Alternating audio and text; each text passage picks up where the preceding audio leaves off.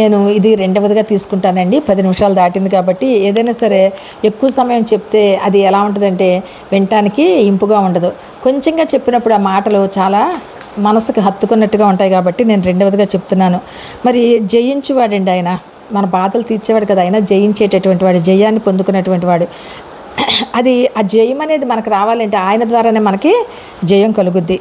అలాగే క్రీస్తు విజయం పొందినటువంటి వాడు మన సాక్ష్యం, ఆయన ఆ సాక్ష్యం, ఆయన జయం పొందుకున్నటువంటి వాడు, క్రీస్తు విజయం సాధించినటువంటి వాడు.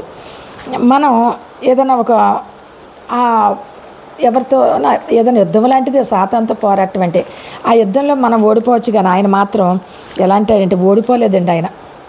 ఆయన సాతానుతో యుద్ధంలో ఓడిపోలేదు. అలాగే మనల్ని కూడా ఓడనివ్వకుండా చేసేటటువంటి దేవుడు అండి. మనల్ని కూడా మనం ఓడిపోకుండా మనల్ని కాపాడేటటువంటి దేవుడు. మనం ఏదైనా స్టార్మ్ లాంటిది, మనకి ఏదైనా బాధ కలిగినా, కరువు కాటకాలు వచ్చినా, ఏది వచ్చినా కూడా మనం ఎలా ఉండాలంటే మనం ఆయనతో నిలబడి ఉండాలి. Stand with him. మనం ఆయనతోటే మనం నిలబడి ఉండాలండి. మనం నిలబడతామా?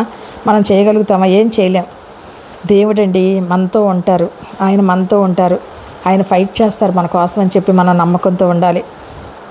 కీర్తనకాడు 138 నీ దయ నాపై ఉంచుము అంటున్నాడు దావీదు మహారాజు. ఆయన దయ, దేవుని దయ అండి. ఆయన అంటే దేవుడు, దేవాది దేవుని దయ మన మీద ఉంచమని అడగాలి. అలాగే మరి ఇక్కడ చూస్తే కనుక శత్రువులు ఎదుట మనకి భోజనంని సమకూర్చేటటువంటి దేవుడు. కీర్తన గ్రంథం 23వ అధ్యాయంలో ఉంటుంది, నా శత్రువులు ఎదుట నీవు నాకు భోజనమును సిద్ధపరచదవు అని. అలాగే ఇక్కడ మనం అసలు మన లైఫ్లోనండి మనం నడవాలంటే దేవుడు లేకుండా మనం నడవటం చాలా కష్టం. వితౌట్ గాడ్ మనం అసలుకి ఉండలేం, జీవించలేం. మనం walking without you in unable to go. ఎక్కడికి వెళ్ళాలన్నా కానీ మనం వెళ్ళాలంటే మనకి ఆ పరిస్థితులు మనకు అనుకూలంగా ఉండవు.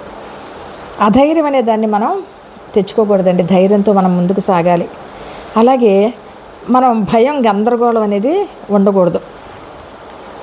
ఒకళ్ళు అధైర్యంగా ఉన్నారనుకోండి, దానివల్ల ఏమవుద్దంటే భయం వస్తుంది, గందరగోళం వస్తుంది. అదే ధైర్యంగా ఉంటే మనకి ఆ భయము, గందరగోళాలు ఉండవు. దాడి జరిగినప్పుడు మనకి ఏంటంటే రక్షణ, అభయం దేవుడు ఇస్తారు మనకి. అలాగే నువ్వు నన్ను దిక్కులేని వాడిగా మాత్రం వదలవు తండ్రి, నువ్వు నన్ను దిక్కులేని దానిగా చేయు బాబు అని మనం అనుకోవాలి. మరి మనకి ఎటువంటి అటాక్స్ అనుకుంటాం కదండి, అమ్మో ఇది అనుకోకుండా విపత్తులా వచ్చిందండి, ఇది అన్ఎక్స్పెక్టెడ్గా వచ్చిందండి, ఇది ఇప్పటికిప్పుడే అండి జరిగిందని అనుకుంటా ఉంటాం. అలాంటివి ఆ అటాక్స్ కూడా రానివ్వడు. ఎనర్జీ ఇచ్చేటటువంటి దేవుడు, మనకి బలాన్ని, శక్తిని ఇచ్చేటటువంటి దేవుడు. మరి మన మీద, మన ఫ్యామిలీస్ మీద, వినేవారి ఫ్యామిలీస్ మీద ఆయన దక్షిణహస్తంతో కాపాడేటటువంటి దేవుడు అండి. నాకైతే నమ్మకం ఉంది, ఈ వాక్యం ఎవరు వింటున్నారో వారందరికీ కూడా ఆయన దక్షిణహస్తంతో ఆయన కాపాడతారని నేను నమ్ముతున్నాను. తరిమేవారిగా చేసి దుష్టుడిని దేవుడు 1000 మందిని 10,000 మందిగా తీర్చిదిద్దేటటువంటి దేవుడు. దేవా యు ఆర్ విత్ మీ అని మనం ప్రార్థన చేసుకోవాలి. ఆయన ప్రేమ, దయ, కరుణతో మనం ముందుకి ధైర్యంగా ఆయన సాయంలో వెళ్ళేట్టుగా చేస్తున్నందుకు దేవాదేవుడికి మనం స్తోత్రాలు చెల్లించుకోవాలి. మనం ముందుకు సాగుతున్నాం, ముందుకు నడుస్తున్నామంటే ఆయన దయ, ఆయన కృప. Thank you my lord for delivering me from all evil.